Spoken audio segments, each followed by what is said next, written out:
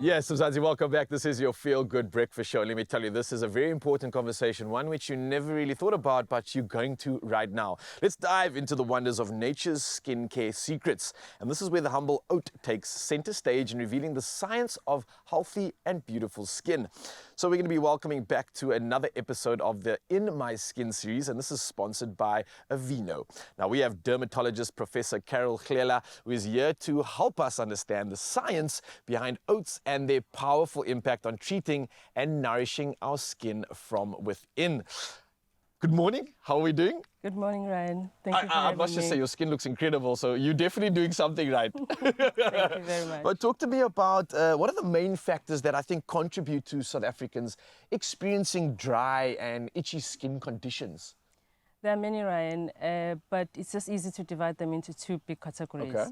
Internal and external. Internal referring to that genetic predisposition for one to develop dry skin. But the external ones has to do with what you expose your skin to. It could be what you wash with, moisturize with, the detergents, but even the external environment like dry, windy conditions.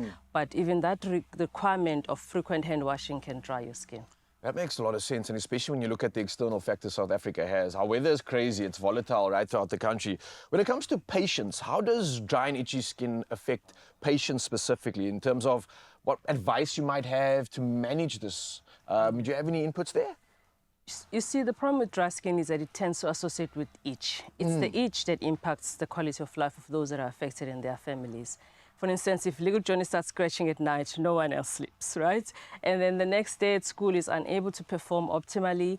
But then the other problem as well is that he will have to take time off. I mean, not only himself, but also the parents who have had difficulties in looking after him at night because he's scratching so much at night. So they may have to take time off work to try and look after him, which might associate with loss of income. So it's more this cycle that unfortunately impacts their quality very significantly. Yeah, and that's a frustrating cycle. I mean, once that itch starts as well, it's almost like unbearable. Stops, yeah. Here's another question. Maybe when it comes to, let's say, kids, babies that not always have the ability to communicate as easily as adults, how does it affect them, and especially maybe also caregivers? When is it necessary to consult a GP or a dermatologist? When do we make that call? Yeah, so let's stick with Johnny. You see, little Johnny's parents, if they find that Johnny's skin is excessively dry, for instance, if it starts shedding, they have to bring him to us dermatologists. Or if that dry skin associates with a rash, they can recognize that, they should just bring him to us. But maybe they've tried, the conventional measures such as, good cleansers, good moisturizers, and it hasn't helped. We need to see. But if they really feel that it's impacting his quality of life, for instance, if it associates with discomfort, if his day-to-day activities is impeded for some reason, we need to see because it could be eczema. So you'll definitely, in this case with little Johnny, be able to tell something's different. He's not acting the same. He's away from his norm, and he's possibly even scratching or attempting to try alleviate himself from that. It might not be him, but I do trust his parents to be able to make that assessment and have us as dermatologists to ensure that we assure them that it's just normal dry skin, or maybe there is a medical problem that we need to deal with. Yeah.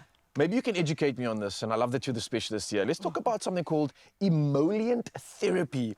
What is this, and is it, pardon me, what is this exactly? What role does it have in managing, let's say, dry skin and itchiness? Does it have a role in there at all? Sure. So we tend to use the term emollient and moisturizers interchangeably, and there's nothing wrong with that. But the correct term is moisturizers because there's so many of them. Okay. But what is it? It's those medically generated products which their function is just to help us be hydrated, moisturize, and to help the skin be supple.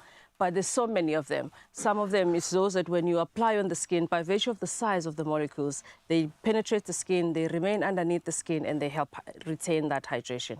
But some, the molecule is so large that they remain on the skin and rather they make a barrier. And that's good as well because underneath there you help keep your hydration. But there's some, by virtue of how they are made, they are lipid-based, and therefore all they do is just keep your skin soft and supple, and that's good too. So what we advise parents with emollients is that, or emollient moisturizers, is that there's room for all. There's no one perfect one, and there's nothing wrong with using them interchangeably. And we also even advise that certain emollients are better in winter more than summer. For example, cream-based are better in summer, and ointment-based are better in winter. Interesting. I'm enjoying the fact that I'm getting educated while having this conversation with you, and I'm sure Mzansi is too. I wanted to ask you your thoughts on colloidal oats as, let's say, an emollient therapy. As we discussed now, it's a form of like a moisturizing or barrier that's been created. But when it comes to colloidal oats, what's your thoughts on this? I think in dermatology, we look at them as well established. We accept them as quite effective. In actual fact, they were validated in a recent review, one of our rigorous research methodology that we tend to use to check if the product is effective. And they fared very well.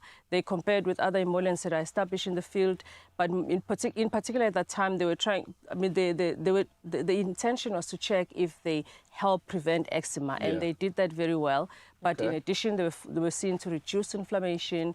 They were seen to support this. I don't know if I'm sure you've heard that we live with these microorganisms in our body. Yes, they benefit from us, we benefit from them, and we love them. We want them to be there. But this type of emollients, the oat-based emollients, were found to also support that, and that's good about them. But the other effects, one benefit of them is that they were found to help with restoring and ensuring that the skin is not cracked, which is one of the problems, that you don't want your skin to be cracked. So they keep the skin barrier intact, and therefore they prevent it from they prevent in entry of unwanted products. So not just products, but even unwanted substances. So what we really like about them is that there's multiple benefits, and as a result, I really think they need to be considered seriously.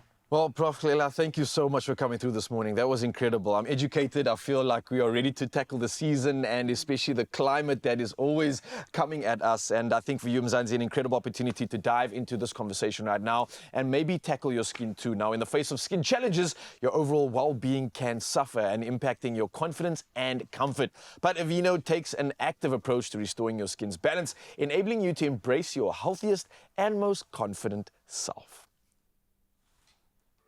Very dry, tight, sensitive skin. Relieve itchy skin in just 60 seconds with AVEENO's Skin Relief Moisturizing Lotion. AVEENO.